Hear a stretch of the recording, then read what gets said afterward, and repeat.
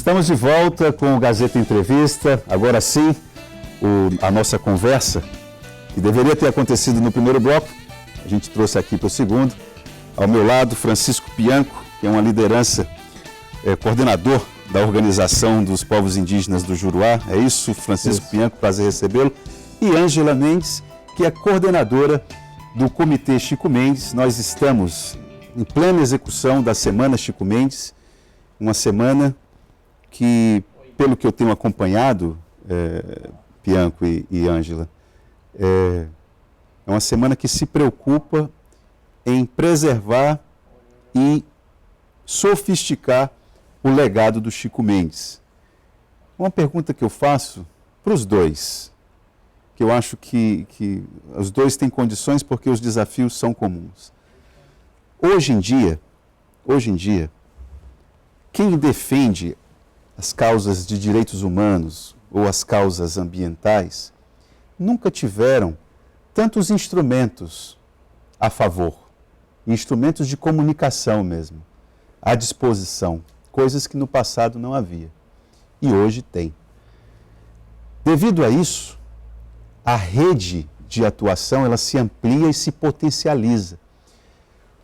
O que explica, Ângela, e o que explica, Pianco, mesmo diante de uma força de comunicação tão grande, a pauta ambiental ter sofrido tantos ataques, não só no Brasil, não só no Acre, que aliás o Acre nesse cenário tem sido até tímido, mas no mundo inteiro a agenda ambiental, a gente acabou de sair ali, terminar a Conferência das Partes em Madrid, e a gente viu que é uma peleja. Por que a ideia do meio ambiente não pegou ainda, o Pianco? O que está faltando? Bom, primeiro, eu acho, nós temos aí, são forma diferente de ver, né? Nós, povos indígenas, né, dentro da floresta, a gente tem uma relação com a floresta que nos permite cuidar dela como se cuida da nossa própria vida, né? Então, isso é um ponto. A outra questão é se isso não estiver, esse entendimento muito claro dentro de você, né, sobre esses valores que estão lá na floresta, finda que você vê ela sempre por cima, através de uma foto de satélite, através, né, de forma que você não consegue enxergar o mundo que é ali dentro. Então você vê algumas espécies que estão ali na floresta com um valor que não é o sentimento, não é a forma que a gente enxerga. A questão não é só biológica, a questão é cultural, é isso que você está querendo dizer. Então, isso faz uma diferença muito grande, né? Quando você pensa em desenvolver a Amazônia, né, então tem que saber em que ponto de vista você está falando, né? Porque eu acho que a história já apontou, né, o papel que tem os povos indígenas. Os indígenas, na verdade, nunca ficaram protegendo a floresta, né, a biodiversidade, porque alguém disse que era importante. Para ele tinha que proteger. Isso é histórico, né? Então, isso é um mundo totalmente ainda desconhecido para muitos deles que olham para a Amazônia, precisa conhecer essa base local interna. Ângela, se a relação não é só biológica, cartesiana, matemática, não é uma questão de quantas toneladas de carbono ou quanto carbono fixa no solo, se a questão não é só essa, se a relação é cultural, qual o legado que o Chico deixou, que vocês com a semana pretendem fortalecer? Bom, o meu pai, através de toda a sua trajetória, né, traz um legado de forma concreta, que a gente fala que são, na verdade, os territórios de uso coletivo protegidos, né, as reservas extrativistas e os demais territórios que seguem a mesma modelagem, né, as populações também tradicionais desses territórios, né, eles também têm uma relação com essa floresta, com esse território que vai além da mercantilização, né, valorização apenas econômica dessa floresta, né? Tanto é que ele já falava lá atrás do valor da valorização da floresta em pé, né? Então, quando a gente fala da floresta, quando a gente fala da Amazônia, né, a gente fala além de questões econômicas, além de valoração financeira desse potencial, né? É uma relação mais...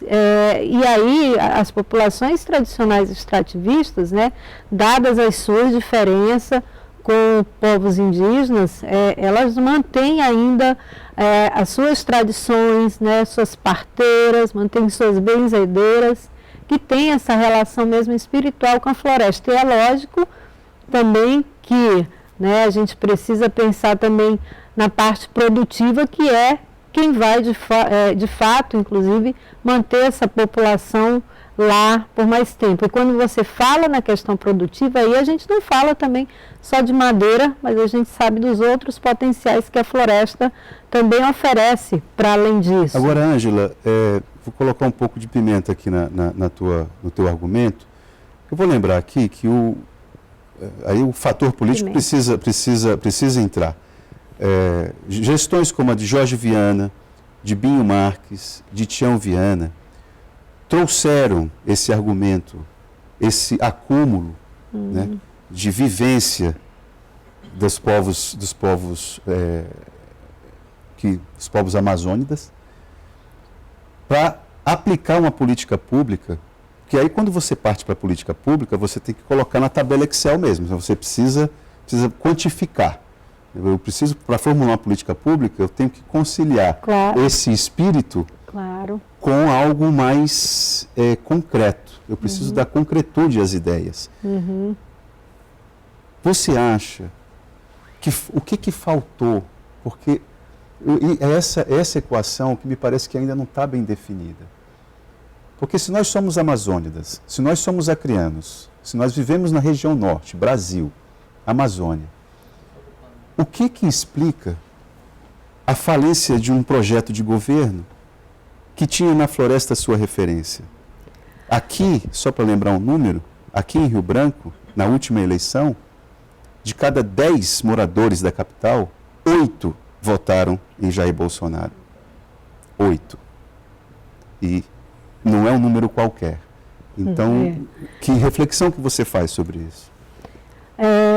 A gente tem quantos anos, né, de descobrimento desse país, quantos anos que a Amazônia era vista, né, de uma outra forma, e que essas populações que de fato moram na floresta, sempre foram invisibilizadas, né? E aí você vem de 20 anos de um governo de esquerda que tem que trazer esse histórico, que tem que resgatar todo esse passado de passivos, na verdade, né? Então, criar políticas públicas não iria dar conta mesmo, mas o mais preocupante também que a gente tem que ver, justamente nessa planilha que você está colocando, é o que a gente está falando, não colocar só a parte monetária, né?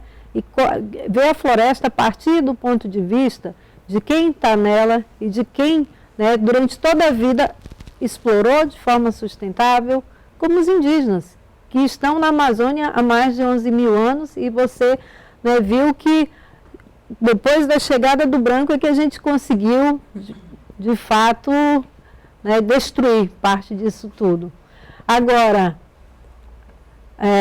a gente teve 20 anos de diálogo, de construção, é pouco tempo, dado o passado.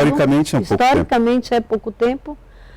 E o que se conquistou durante todos esses anos, com muito suor, com muita luta, até com assassinatos de lideranças indígenas, extrativistas, quilombolas, meu próprio pai, né, está seriamente ameaçado em um ano, em pouco mais de um ano. Tudo isso que foi construído ao longo desse tempo, a gente vê totalmente ameaçado. Então, assim, no momento em que você poderia estar consolidando as reservas extrativistas, todos os territórios, né, protegidos que vieram nessa modelagem das reservas extrativistas, que hoje representam aí 66 milhões de hectares na Amazônia, territórios indígenas que poderiam estar implementando, né, políticas e consolidando esses territórios de forma concreta, a gente está dando 10 passos para trás. Pois é, uma posição do comitê e da própria semana, se vai ter essa posição, se você poderia adiantar aqui, dessa proposta colocada no Congresso Nacional pelo senador Márcio Bittar e também pela deputada Mara Rocha, diminuir o tamanho da reserva Chico Mendes. Vocês vão se posicionar em relação a isso? Já se posicionaram? Como é que está isso? Com certeza a gente vai se posicionar, né? A gente está construindo aí, através da aliança, hoje foi um marco forte na Semana Chico Mendes, eu acho que o Pianco pode falar melhor sobre isso, né?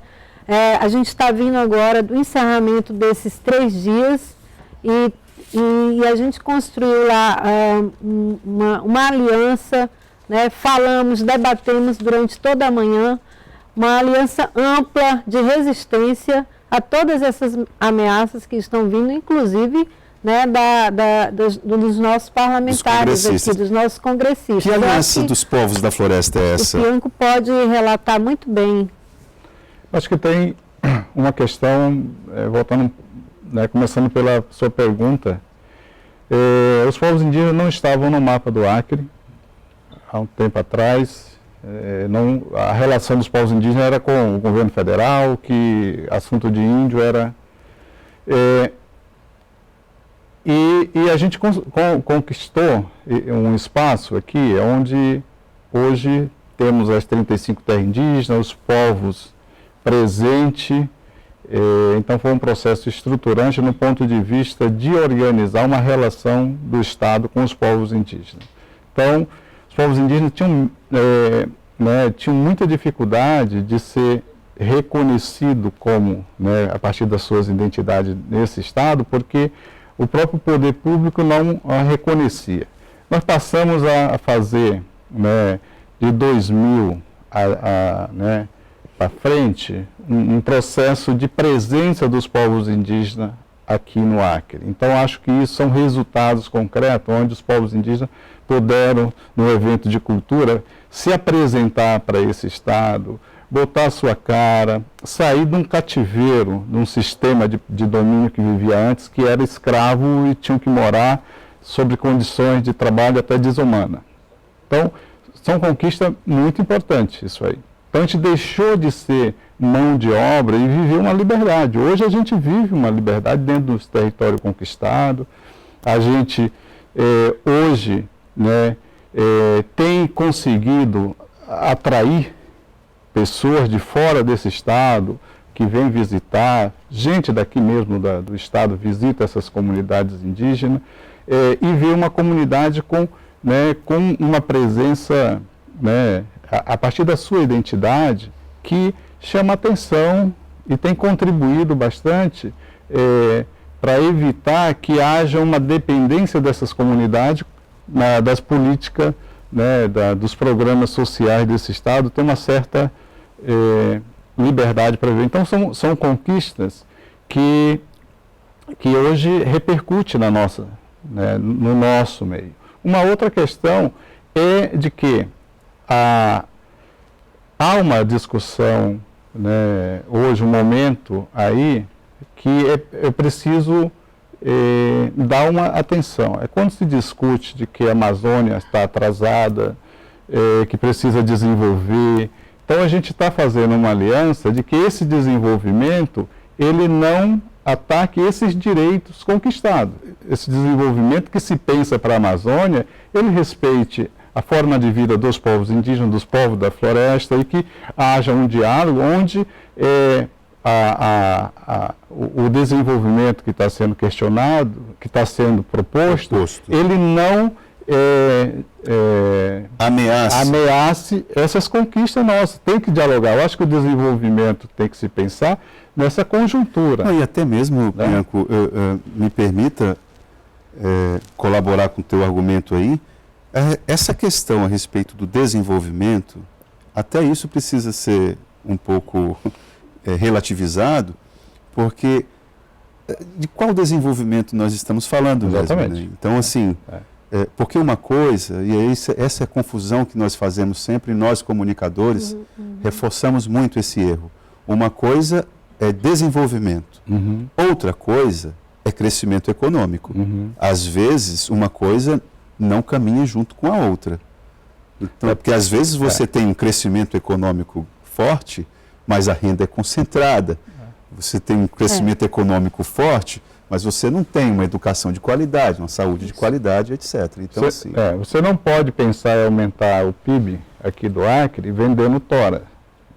Exatamente.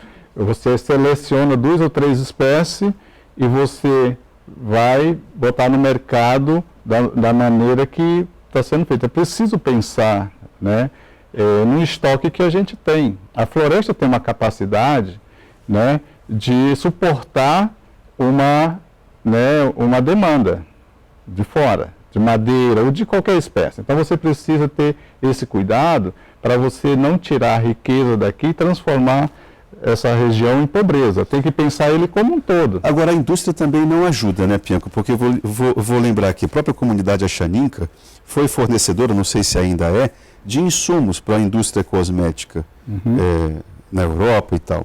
Por que a indústria, já que os europeus continuam sendo uma referência importante na economia mundial, por que a indústria não se instala em regiões estratégicas de maneira que dinamize a economia em áreas como o Acre, por exemplo, em segmentos importantes como de fármacos?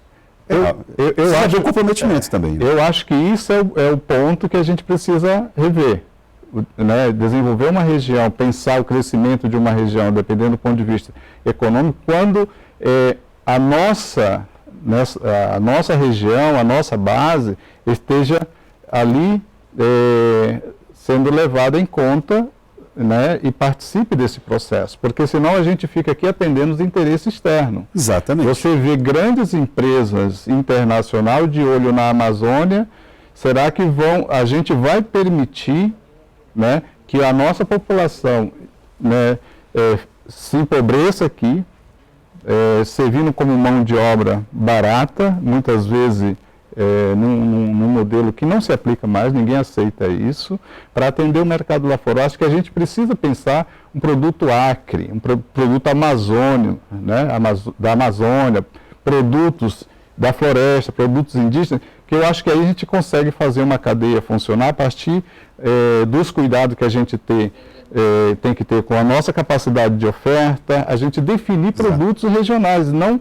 ficar olhando só as demandas que tem lá fora, e o olhar que eles têm aqui é exatamente de tirar o que tem aqui. É muito difícil. Ângela, em relação à Semana Chico Mendes, especificamente, a saída de cena de um agente importante como o governo do Estado, da forma como era, melhorou, piorou ou foi indiferente para a execução da semana?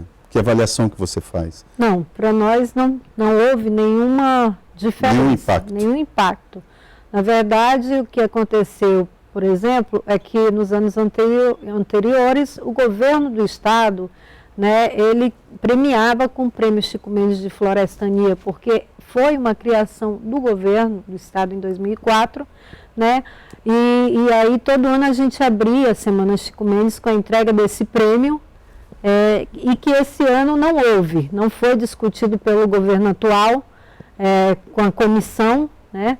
Então, e por um outro lado, a sociedade civil achou por bem tomar a iniciativa também de criar o seu próprio prêmio Chico Mendes de Resistência, né, considerando o contexto que a gente está vivendo no momento. Prêmio Chico Mendes de Resistência. Prêmio Chico Mendes de Resistência. Né? É uma posição política, né? Claro. É uma posição política. Assim como a Semana Chico Mendes é uma posição política também, não deixa de ser. Né? Por excelência, inclusive. Por excelência. E esse ano a gente tomou como tema principal a aliança, né, dos povos da floresta numa jornada de luta em defesa da Amazônia e dos territórios. Por que isso, né?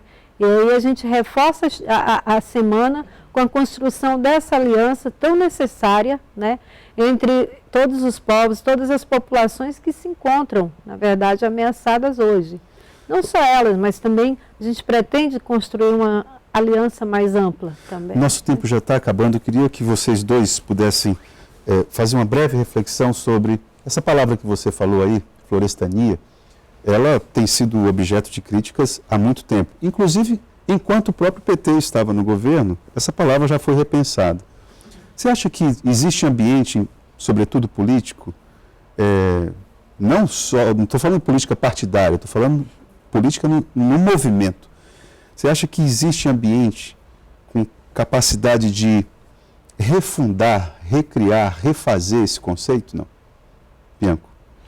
Olha, seja breve, por gentileza. Eu vejo que a questão aí não é que a gente está contra a qualquer coisa que esses governos queiram fazer, desde que ele não chegue até mexer nos direitos nossos conquistados. Essa é uma posição nossa, então a aliança vai estar preservando direitos. Preservando direito.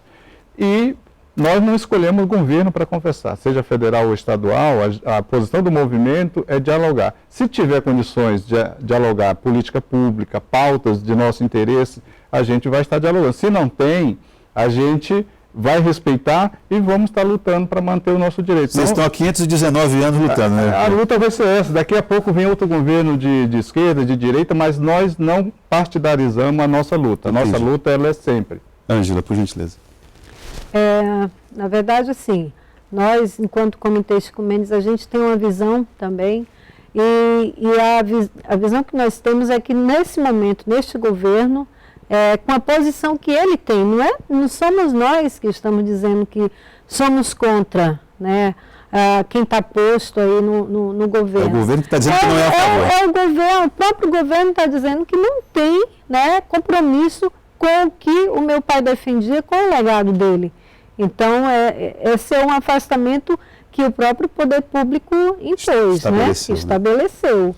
Bom, quando decidiu que não ia se preocupar com as questões ambientais. Então, acho que as coisas estão bastante claras. Quem tiver força que lute, Então, é mais ou menos isso, Pianco? Queria agradecer a tua participação, Ângela, a tua também, Pianco, por ter vindo aqui. Acho que um recado importante precisava ser dado, e acho que a Semana Chico Mendes é o espaço político para que esse discurso, essa retórica, essa narrativa ganhe força e vamos para frente. É isso aí. É teimando. Nós voltamos logo após o intervalo.